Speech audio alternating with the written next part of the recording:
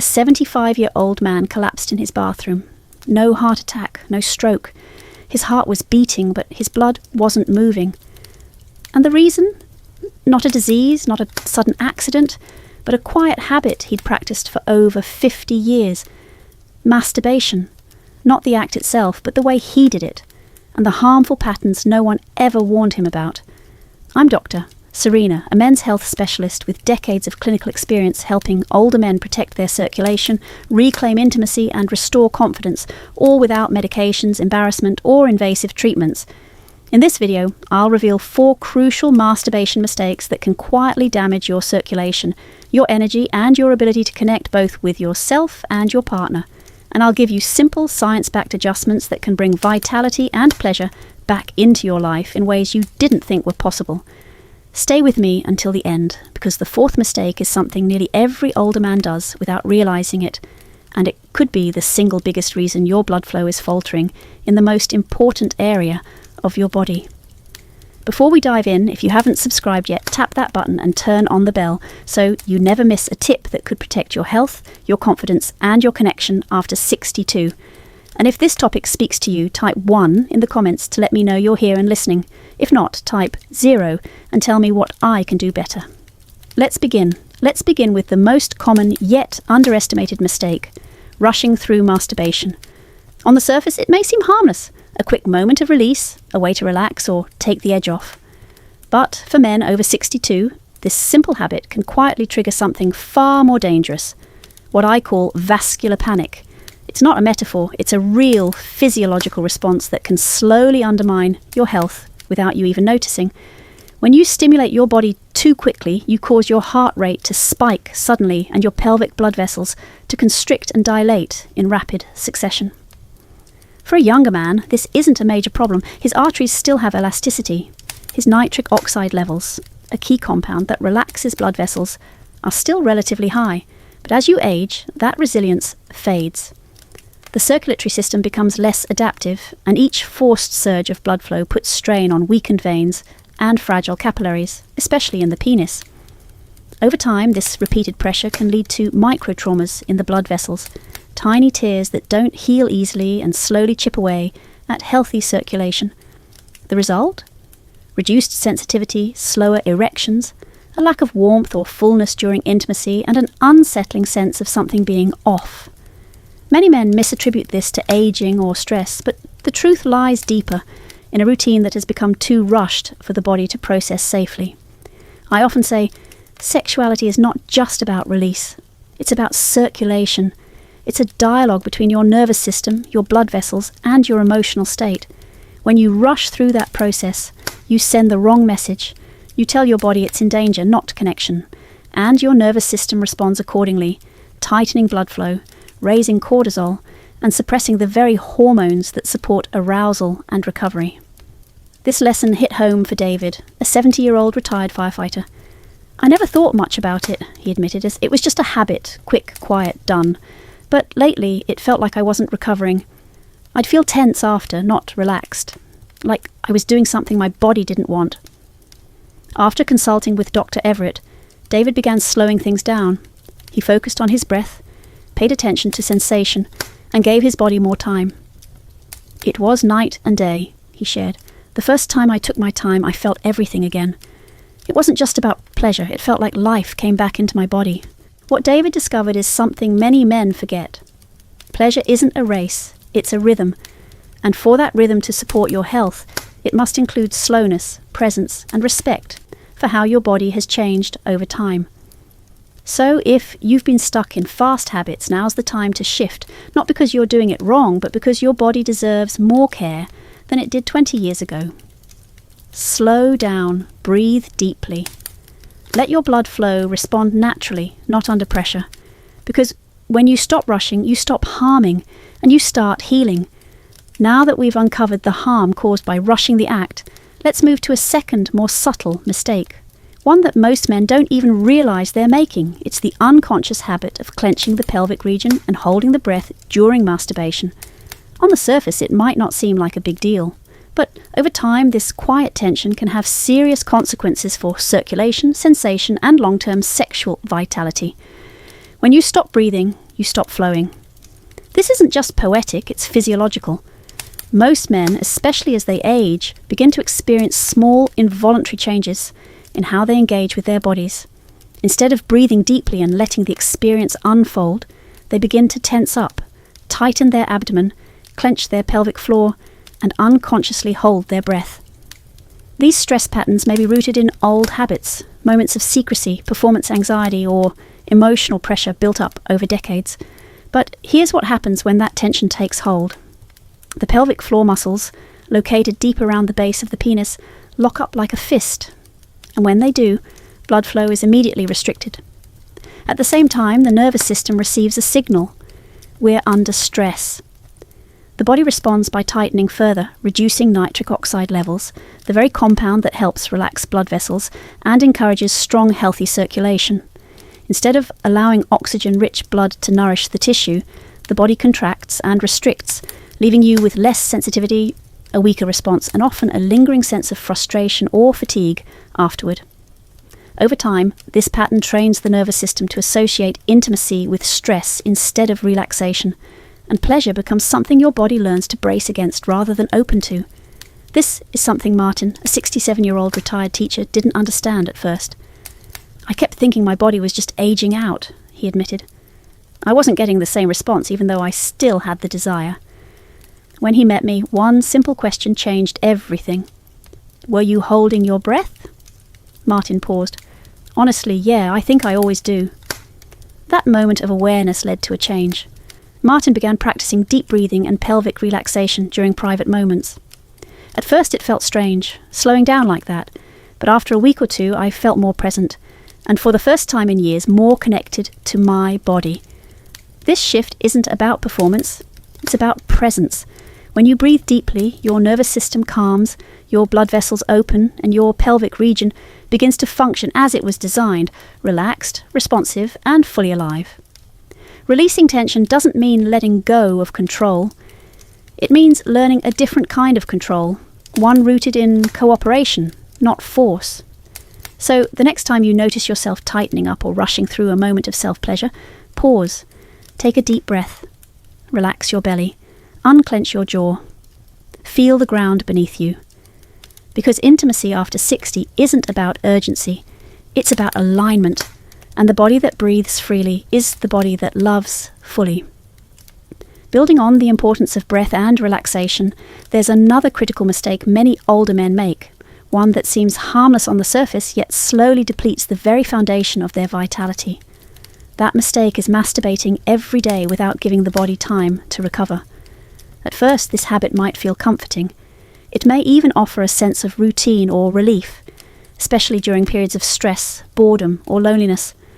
But for men over 62, daily stimulation without adequate rest becomes a quiet drain on the systems that support intimacy, energy, and emotional connection. I refer to this phenomenon as draining your libido reservoir. It's not just poetic, it's biological. Your libido is not an infinite tap. It's a reservoir that relies on healthy levels of nitric oxide, dopamine, testosterone, and emotional desire. And unlike when you were 30, your body at 60 plus doesn't bounce back as quickly. Nitric oxide takes longer to regenerate. Dopamine, your feel-good neurotransmitter, becomes more easily depleted. And testosterone, which fuels both arousal and mood, may not fully rebound before you stimulate yourself again. The result? A subtle but steady sense of numbness, fatigue, and emotional flatness. You may still go through the motions, but afterward you feel less alive, less engaged, and less like yourself. Take Gerald, a 68-year-old retired contractor who once told me, "I do it every day, sometimes twice, but afterward I feel nothing, not happy, not satisfied, just empty." Gerald didn't realise his habit, though well-intentioned, was pushing his nervous system and hormonal balance beyond what it could reasonably replenish. He was burning through his reserves faster than his body could rebuild them. This kind of overstimulation is like running a car without oil. Eventually, the engine starts to grind, not because it's broken, but because it was never given a chance to cool, reset, and re-lubricate. The same applies to your intimate biology.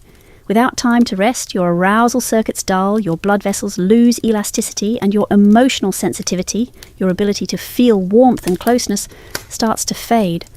The key is not to eliminate pleasure, but to reintroduce balance. Recovery is not the opposite of intimacy, it's part of it. When you give your body space between sessions, you allow your systems to recharge, regenerate, and respond more fully the next time.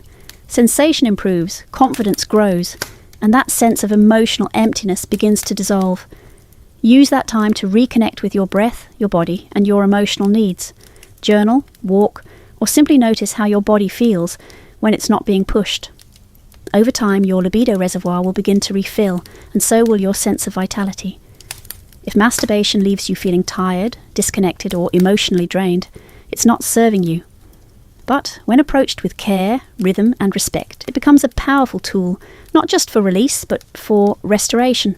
Following the conversation on overstimulation and the need for recovery, we now arrive at what may be the most emotionally charged mistake of all, relying on pornography as the primary source of stimulation. For many older men, this habit begins innocently. It may start during periods of isolation or emotional disconnection, a way to feel something when life feels flat. But over time, this coping mechanism slowly rewires the brain in ways that quietly erode real-life intimacy and weaken the body's natural arousal system. Modern pornography is not what it used to be. Today's content is faster, more extreme, and designed to hijack your brain's reward circuitry with a flood of dopamine, the neurotransmitter responsible for desire, anticipation, and satisfaction. At first, the brain responds eagerly, but just like with sugar or drugs, the system quickly adapts. It needs more intensity, more novelty, more stimulation to achieve the same effect. And this is where the real damage begins. When you flood the brain with artificial arousal over and over, your dopamine receptors become desensitized, and eventually your nervous system stops responding to real touch, real closeness, real emotional connection. In simple terms, you condition your brain to crave fantasy and to reject reality. This is exactly what happened to Charles, a 71-year-old retired accountant who came into the clinic with tears in his eyes.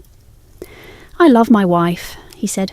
"We've been together 40 years, but when we're close, I feel nothing. I can't respond. I feel broken." But Charles wasn't broken. He was conditioned. His body no longer recognized real intimacy as rewarding because his brain had been trained to respond only to pixels and fantasy. The most tragic part is that this process happens slowly and silently. Men often don't realize what's happening until the distance has already grown between them and their partner, or between them and themselves. Physical touch begins to feel dull. Emotional connection becomes harder, and what once was a source of pleasure turns into a source of shame, confusion, or guilt. I make it clear, this isn't about morality. It's about neurology. The brain is plastic. It learns what we repeat. And if we repeatedly expose it to high-intensity, fast-paced fantasy, it becomes less and less able to engage with the subtle, slower rhythm of real human contact. But here's the good news. Just as the brain can be conditioned away from connection, it can also be reconditioned toward it. The first step is awareness. The second is choice. Start by stepping away from extreme content. Give your brain a chance to rest, to detox, to rediscover the joy of memory-based arousal, gentle touch, imagination, or emotional closeness. Reintroduce real-world connections slowly and without pressure. Your brain won't respond instantly, but it will begin to heal. Dopamine sensitivity can return. Physical response can be strengthened. And the warmth of intimacy, real, emotional, human intimacy, can be felt again. So if you've noticed that your response to your partner has faded, or that real touch no longer moves you, don't assume something is wrong with your body. The issue may lie in the habits that have trained your nervous system to numb itself. And the answer isn't shame or self-blame, it's rewiring through presence, patience, and more meaningful connection. Because true intimacy isn't about intensity, it's about honesty. And it's never too late to feel again. Now that we've uncovered the four most damaging mistakes affecting men over 62, the next step is not to feel discouraged, but to take action. Because awareness without action changes nothing. And if you've recognized any of these habits in your own life, then this is your moment. Not next week, not when things get worse. Now, this is your invitation to shift, not to deny yourself, not to give up, but to recalibrate. Because transformation at this stage of life is not about starting over. It's about adjusting with wisdom. Change doesn't mean abandoning pleasure. It means choosing a better kind of pleasure, one that supports your body instead of depleting it. It starts simply. Slow down, breathe deeper, notice the signals your body sends instead of rushing past them. And if you found yourself leaning on pornography more than you'd like to admit, this might be the moment to pause, not out of guilt, but out of care. Give your brain the space to reset. Give your nervous system a chance to remember what real intimacy feels like. Not performance, not fantasy, but presence. One man who did just that is Harlan, 73, a former high school coach, proud grandfather, and, like many, quietly struggling with his intimacy. "I kept telling myself I'd fix it later," he said, "but later never came. One day I looked in the mirror and realised I hadn't felt anything, not warmth, not desire, not peace, in years." Harlan began by doing one thing differently. He stopped rushing. Then he added deep breathing. Then he turned off the screen and just sat by himself. "At first it was uncomfortable," he admitted, "but after a few weeks, something opened up. I didn't feel broken anymore. I felt like myself again." That's what's possible, not a return to who you were, but a deeper connection with who you are now. The body you have at 62 or 72 is not the enemy.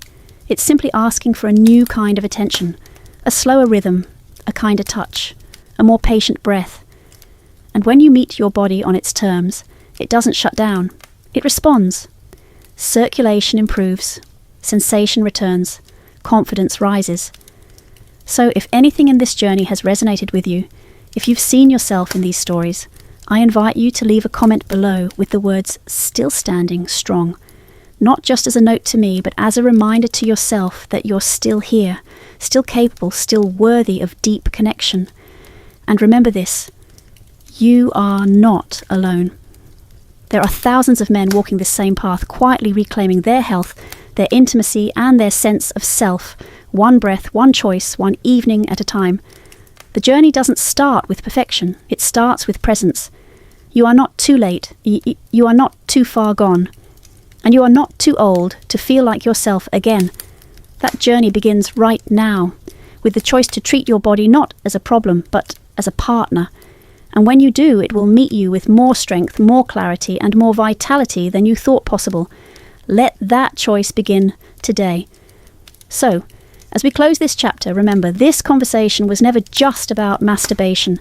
It's about something far deeper, your blood flow, your dignity, and your relationship with yourself.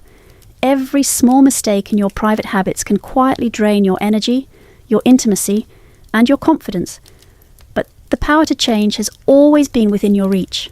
When you choose to pause, breathe, reconnect, and treat your body with respect, you're not just restoring function, you're reclaiming a sense of self-worth that no age can take from you. If this message resonated with you, let us know in the comments below. What shift are you ready to make today? And don't forget to subscribe to Elderly Wisdom Stories, where we speak truthfully, courageously, and compassionately about what it means to grow stronger, not despite aging, but through it. Your story isn't over. It's just beginning again, with you in control.